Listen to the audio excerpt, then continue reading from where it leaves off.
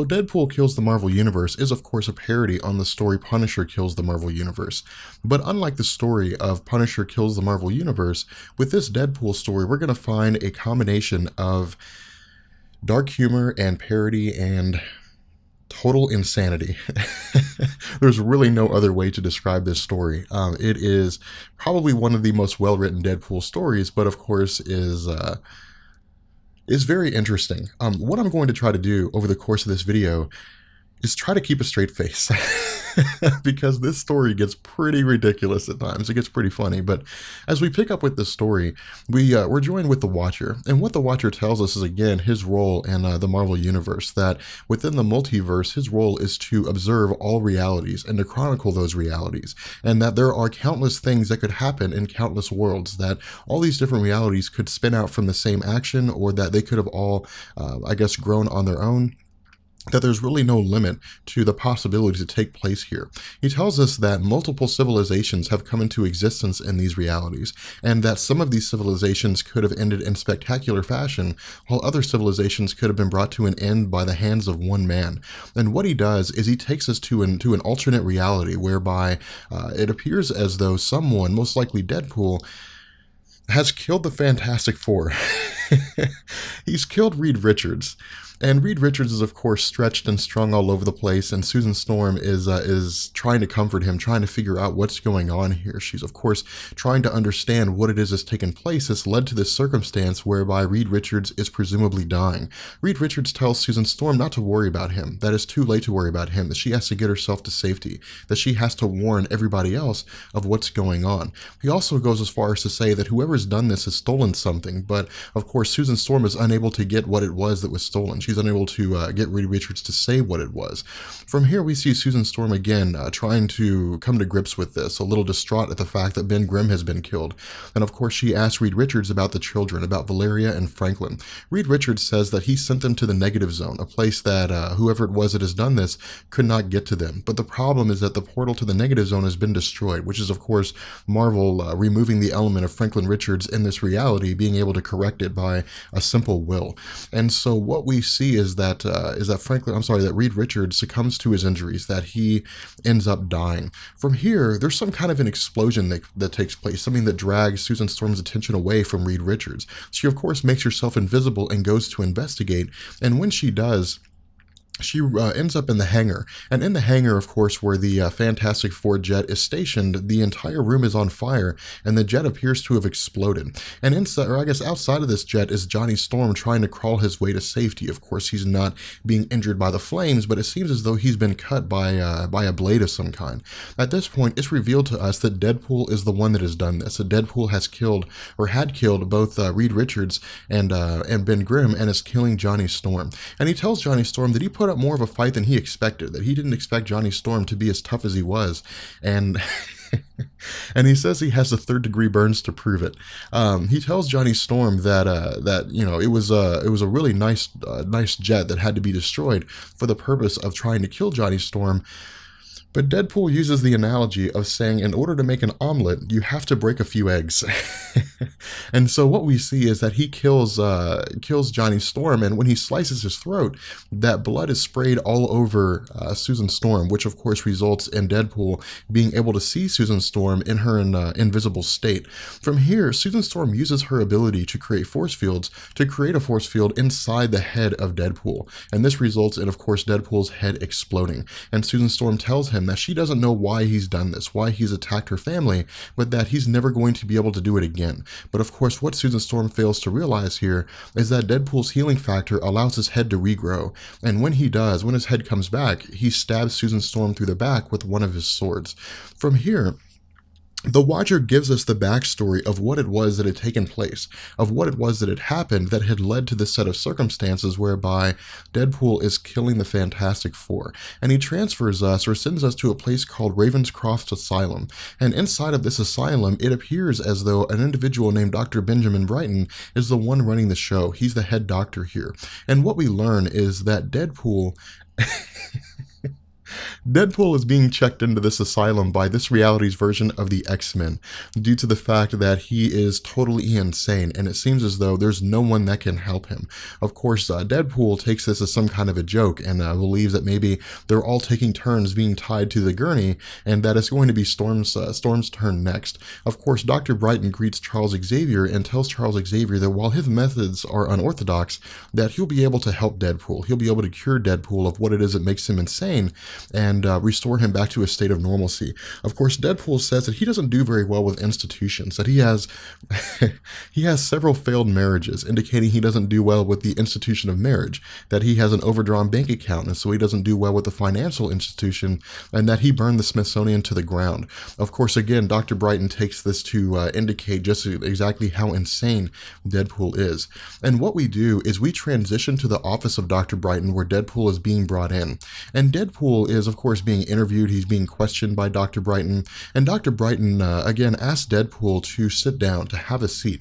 And it seems as though maybe he's looking to interview Deadpool or to simply just have a psychological session with Deadpool. And of course, Deadpool thinks that him and Dr. Brighton are going to be besties, that they're that they're going to be best friends. And so, of course, Deadpool begins to speak with Dr. Brighton. And Deadpool, what he says is that he's used so many different forms of his backstory that he wants to use something new. And so what he tells Dr. Brighton is that he was born a coal miner's daughter, and that and that his mother never breastfed him enough, and that none of the mothers in the neighborhood would give him the time of day. Again, what Dr. Brighton tells Deadpool here is that his inability to focus, his inability to pay attention to what he's doing, to stay focused on what it is that he's doing, is what makes him an inefficient killer. And what he says is that what Dr. Brighton is unable to fix, Psycho Man will be able to do instead. And of course, Psycho Man is a villain we were previously aware of. But what he says, or what Wade Wilson says, is that he's a very efficient killer. But then we see that one of his other voices, or a couple of his other voices, come into play when they tell him that he's an inattentive killer, and that of course he's not very good, or that he's very selfish in the sack when he's when he's with other women. From here, Dr. Brighton activates some kind of a control box, and this control box seems to electrocute Deadpool and seems to shock Deadpool and maybe subdue him. And again, what we see taking place is that Dr. Brighton is using some kind of mind manipulation, that perhaps he's trying to take over the mind of Deadpool, or trying to control the mind of Deadpool, which in turn will make him a henchman. And indeed, this is what Dr. Brighton says. Dr. Brighton says that when he abandoned his quest to conquer the microverse, that he knew that when he came to this reality that he was going to need an army of sorts, and that in this reality, most of the superheroes are simply just taking supervillains and throwing them into an institution, rather than trying to reform them or putting them in a normal prison.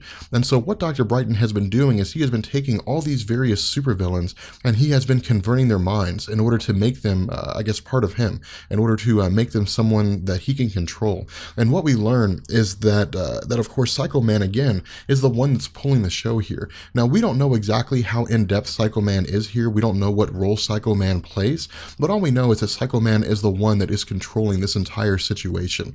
In addition, apparently, Dr. Brighton believes that this mind control session has been brought to an end, but then we see that a third voice of Wade Wilson arrives, and it simply just says, "Hello, Wade." And so what Dr. Brighton says is that they're all done here, that they're completely finished.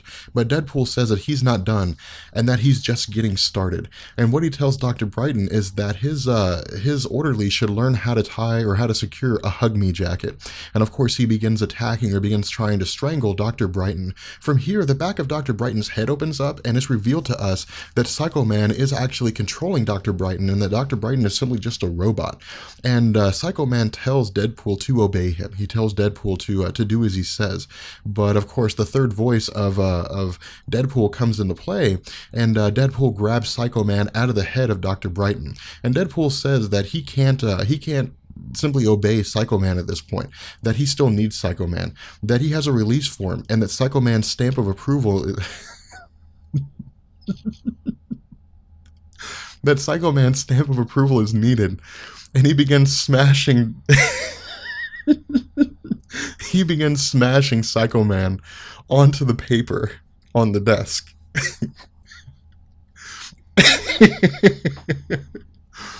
From here, from here, we pick up with the third voice of Deadpool when Deadpool doesn't know who this third voice is, and he asks who this third voice is, and the voice simply just says that Deadpool knows who he is, that Deadpool has been waiting for this third voice to arrive for quite some time, that Deadpool has killed one of them, and that now is time for him to kill the rest, that now is time for him to finish the job. Of course, Deadpool, as he makes his way out of the building, sees and is approached by a multitude of these villains in this reality that are being held captive, and of course they ask Deadpool to let them out, but Deadpool says no. Deadpool says that he's going to put them out of their misery and that they don't want to be around for what's coming. And so what Deadpool does is he begins to pour gasoline all over the place and set the place on fire. From here, Deadpool asks this third voice, what happened to the other voices? Where are the other voices at? And the third voice says, don't worry about them, that they don't need him, or that Deadpool doesn't need them anymore, and that this voice was really hungry. And so what the Watcher does is tell us that in some worlds, in some other realities, that Psycho Man would have been successful in being and being able to acquire an army, that Psycho Man would have been successful in being able to take over the world, but that in this reality, that he had basically awakened the killer inside of Deadpool. That Deadpool, of course, has the element of himself that makes him sarcastic, where he makes his joke and he has a dark humor, but rather than being reasonable, Deadpool is an outright killer now. He's simply not a regular mercenary, he's just a normal murderer. But as the Watcher is talking to us, he's electrocuted or attacked in some way. And what the Watcher says is he doesn't know what's happening here. He doesn't understand what's taking place. And what Deadpool says is that the object that he had stolen from the lab of Reed Richards was the object used to attack the Watcher. It was an object used to subdue the Watcher. And of course he says that it must have been a kick in it must have been a kick in the balls to realize that Reed Richards was working on something that could subdue the Watcher. The Watcher says that he did not interfere, that he doesn't know how it is that Wade Wilson is able to see him. But Deadpool says that he doesn't see things the way the world normally does. What the third voice also tells Deadpool is to ask the Watcher something. And what Deadpool asked the Watcher is who it was that he was talking to, which is, of course, Deadpool breaking the fourth wall and speaking about the fact that the Watcher was addressing us. And so what Deadpool does is he cuts the head off the Watcher, and from here we bring this video to an end, as in the next video we'll pick up with part 2 and we find out what happens when Deadpool leaves the confines of this situation and goes out into the world, presumably killing the rest of the Marvel Universe. With that being said, hopefully in the next video I'll be able to keep a straight face and laugh less, and yeah. I will catch you guys later. Peace.